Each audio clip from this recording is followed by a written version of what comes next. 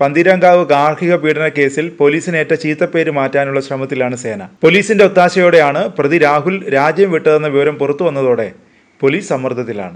അതിനിടയിൽ കേസിൽ പോലീസ് അന്വേഷണം ഊർജിതമാക്കി. അന്വേഷണ സംഘം കസ്റ്റഡിയിലെടുത്ത പ്രതി രാഹുലിന്റെ കാറിൽ രക്തക്കറ കണ്ടെത്തിയിട്ടുണ്ട്. ഇതുമായി ബന്ധപ്പെട്ട് ഫോറൻസിക് സംഘം വിശദമായി പരിശോധിക്കും. കേസിന്റെ തുടക്കം മുതൽ പുറത്തുവന്ന വിവരങ്ങളെല്ലാം പോലീസിനെ പ്രതിക്കൂട്ടിൽ നിർത്തുന്നതാണ്. യുവതിയെ അതിക്രൂരമായി പീഡിപ്പിച്ച പ്രതി രാഹുലിനെ രാജ്യം വിടാൻ സഹായിച്ച പോലീസ് ഉദ്യോഗസ്ഥനെതിരെയും നടപടിയെടുത്തിട്ടുണ്ട്. പന്തീരാങ്കാവ് സ്റ്റേഷനിലെ senior civil police officer Sarath ലാലിനെയാണ് സസ്പെൻഡ് ചെയ്തത്.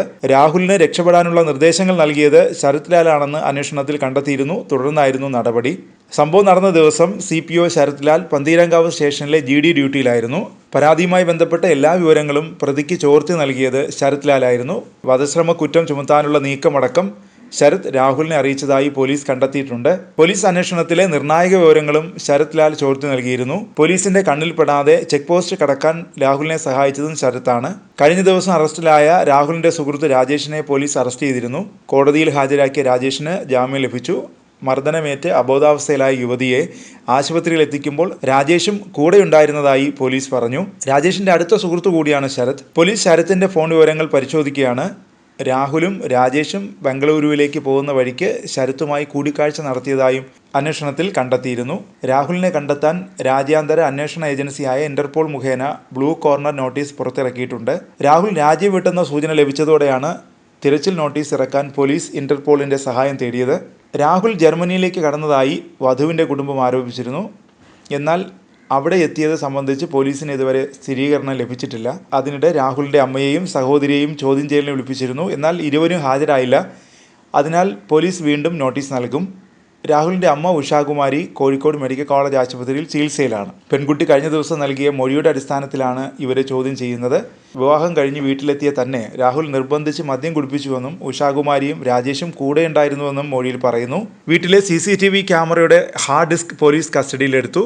പോലീസിനെതിരെ വിരൽ ചൂണ്ടുന്ന നിരവധി കാര്യങ്ങളാണ് പുറത്തു വരുന്നത്. രാഹുൽ രാജ്യം വിടാൻ സാധ്യതയുണ്ടെന്ന സ്പെഷ്യൽ ബ്രാഞ്ച് റിപ്പോർട്ടും പോലീസ് അവഗണിച്ചു. 12-ന് കേസെടുത്ത ശേഷം പോലീസ് രാഹുലിനെ വിട്ടയച്ചത് വിവാദമായതോടെയാണ് സ്പെഷ്യൽ ബ്രാഞ്ച് റിപ്പോർട്ട് നൽകിയത്.